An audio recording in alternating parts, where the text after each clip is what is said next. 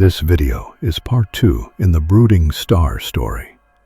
If you haven't listened to the first part yet, check the video description below for a link to part 1. Enjoy.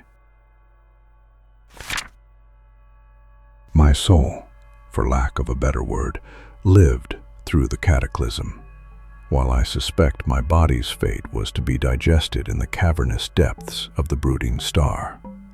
I found it difficult to ponder how this could be, how I could be conscious, without resorting to the most horrible mental images, those depicting my brain's tissue interwoven with the star's charred, cancerous tendrils, its signals flowing through my exposed nervous system, and thus subjecting me to its mysterious will, as well as providing me with sensory input, forming a contrived and illusory reality.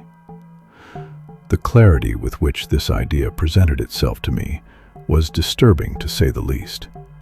I would fain say the star spoke to me, but I think it would be more accurate to say I suddenly knew things that were previously unknown to me.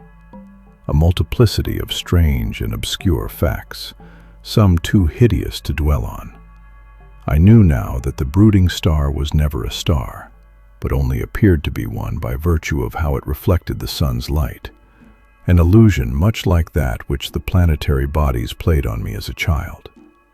Its true form was always that chaotic jumble of malignant limbs, curling and coiling wickedly in the vacuum of space, as though it were a virus in a vast protoplasm, changing shape so as to efficiently absorb energy from the stars.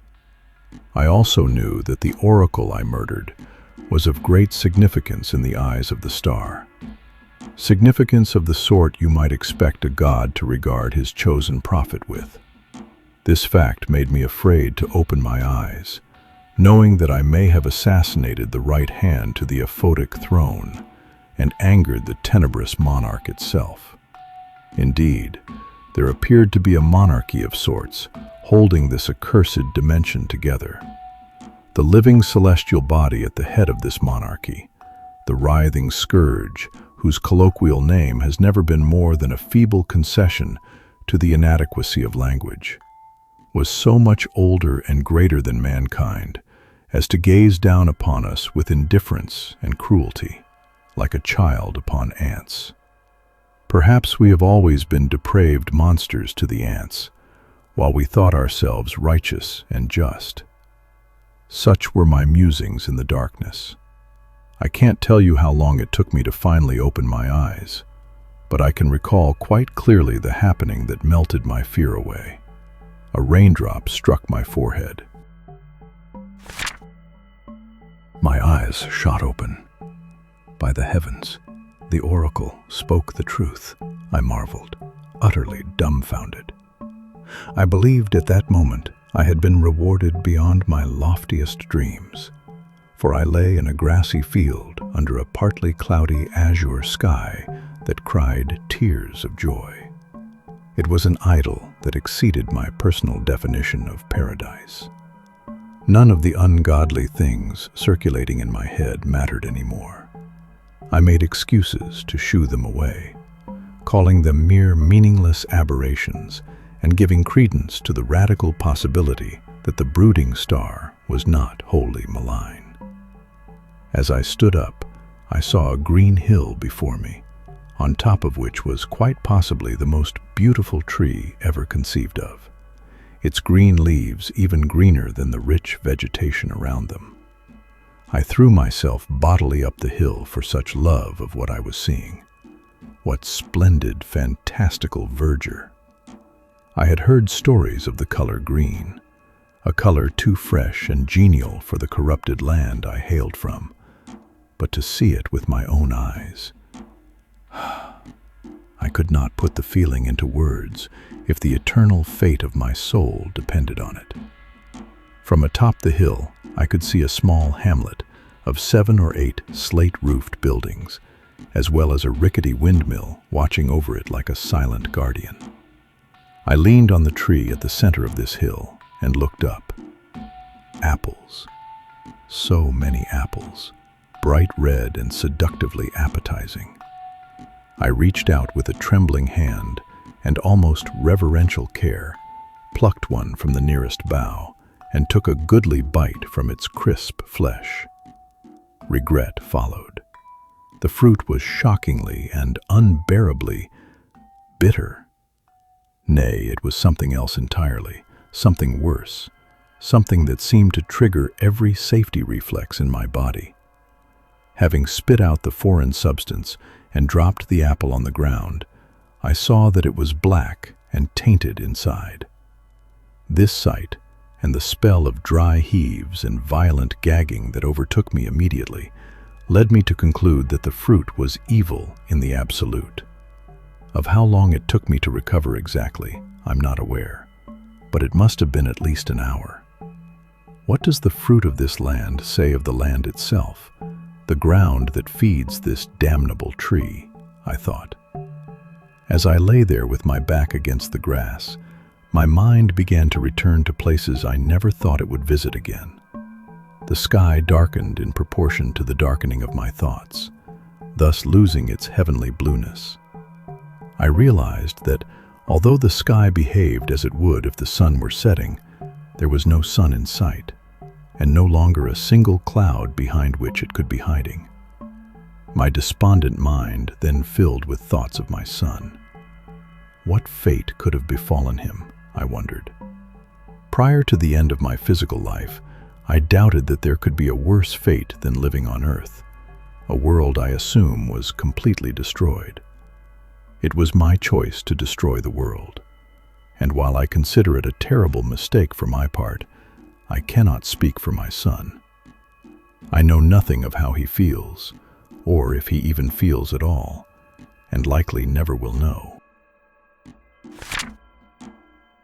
It soon occurred to me that there was hope, however meager, in the little hamlet I saw from the hilltop. This hope was enough to bring me shakily to my feet and direct my eyes toward the buildings in the distance. I noticed a certain unearthliness in the settlement that I failed to notice before.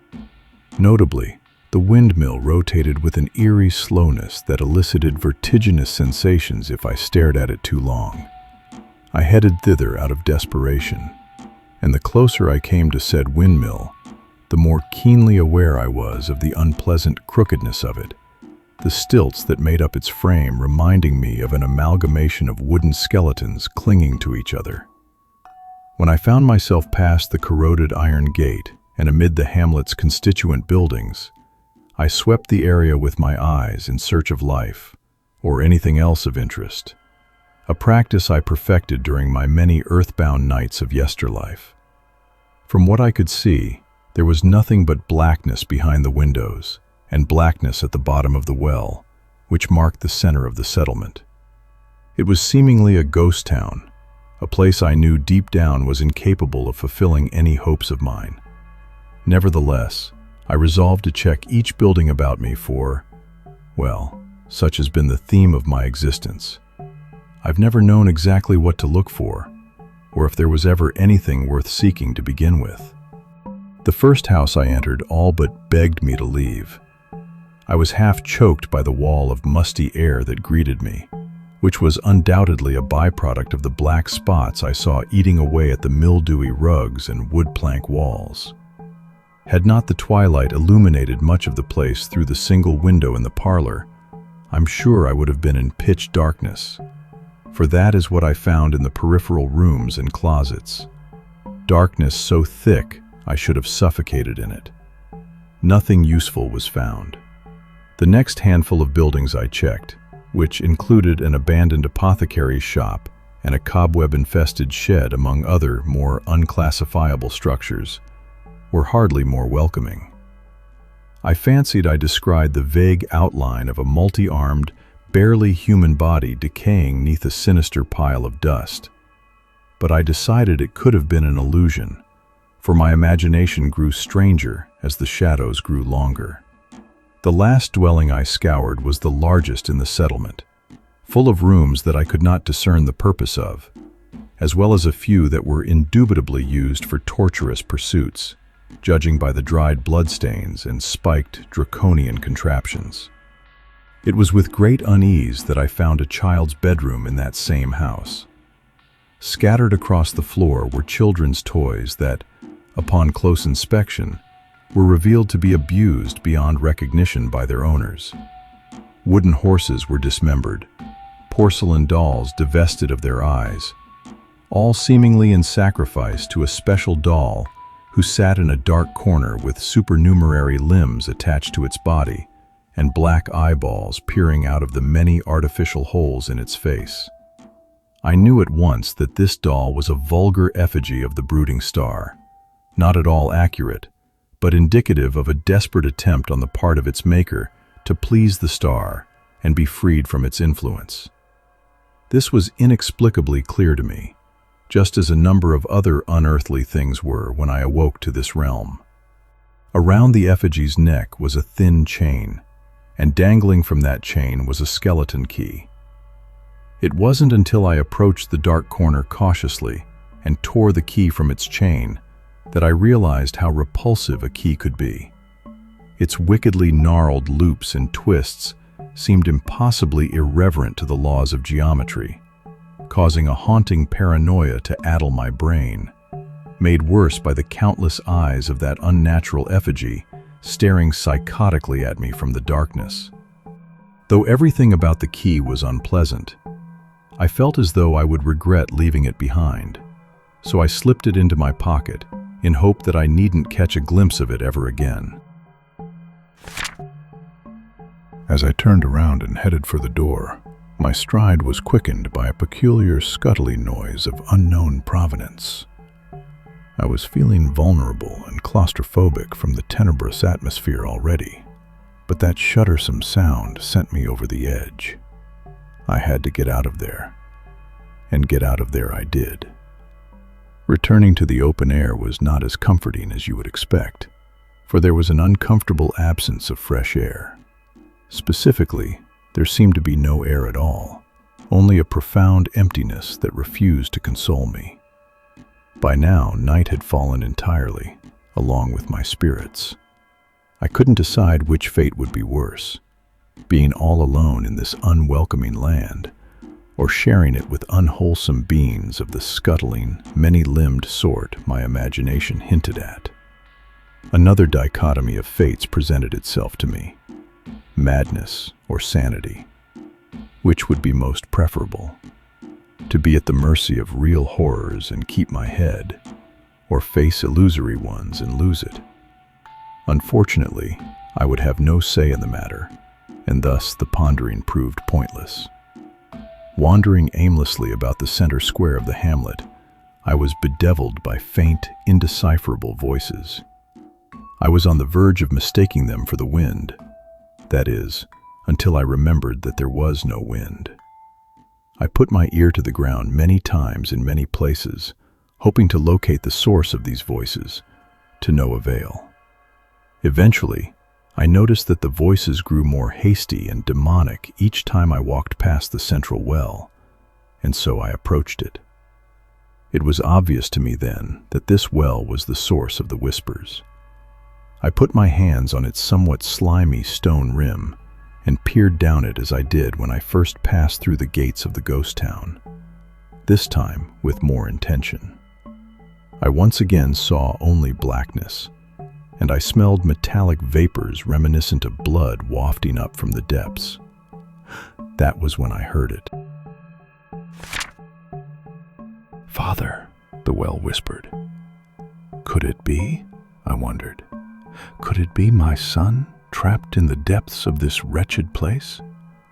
Or could it be the delusional oracle who ought to be dead? How is this happening? How is this happening? "Son," I shouted into the well. There was no comprehensible response, only disembodied whispers growing more impatient. The deathly vapors began to affect me in strange ways, making me feel dizzy and listless. A sudden weakness overtook me and forced me to use the well's rim for support. To my panic, this weakness grew worse until, after a minute or so, I was all but paralyzed and entirely deprived of balance, leaving me at the mercy of gravity, who was not merciful, and saw to it that I slid helplessly into the well's gaping maw. There was a splash and a number of crunching sensations as I collided with the floor. Indeed, it felt as though I had broken every bone in my body. I opened my eyes to the pool of water I lay prostrate in, which was quite shallow, yet dark as the river Styx was said to be. I lifted my head up despite the pain of doing so, and made a feeble attempt at surveying my surroundings. The optical sense aside, I already knew I was in some kind of dank chamber by the reverberation and humidity alone. It was with sight that I discerned the rest of the nature of said chamber, and its nature was loathsome beyond words. Cages environed me like the cells of a panopticon to which I was the central eye. Creatures of indescribable repugnance convulsed impatiently in these cages, teeth chattering, limbs shaking, their rotted larynxes giving vent to insane desires now that they sensed vulnerable prey in their midst. The abhorrent, torturous wailing I knew would never end until I released these blasphemous horrors from their squalid enclosures to do with me what they would. I recognized at once the holes in the cage's locks, and my hand all but drew itself to the twisted key in my pocket, that I might subject myself willingly to the lesser of two ghastly evils. Epilogue. This reality bears all the hallmarks of a great and terrible thought occurring in a great and terrible machine, the biological machine that is the Brooding Star. But what of the reality I previously inhabited? Was it merely another thought in another machine? No matter. Philosophy will not save me, for I have been hexed with upwards of 1,000 curses, one of them increasing the potency of my memory 100-fold. I would have considered that a boon in my previous life, but here and now it causes me great agony. Every 7 years I am forced by these things, my savage masters, to relive the horrors of my past, to novelize my trauma, that their pursuits of torture and torment may be immortalized and regarded with favor by the Brooding Star. All of my trials, the tainted apple, the harrowing effigy, the noxious well, the others I have written of elsewhere, all of it was by design, formulated by the underlings of a veritable interstellar god. I reside on my knees in a room furnished with a stone altar upon which stacks of gray, sickly vellum, a vitreous inkwell, and a raven quill rest. There are innumerable shelves surrounding me on all sides, shelves upon which the works of my misfortunes lie by the score.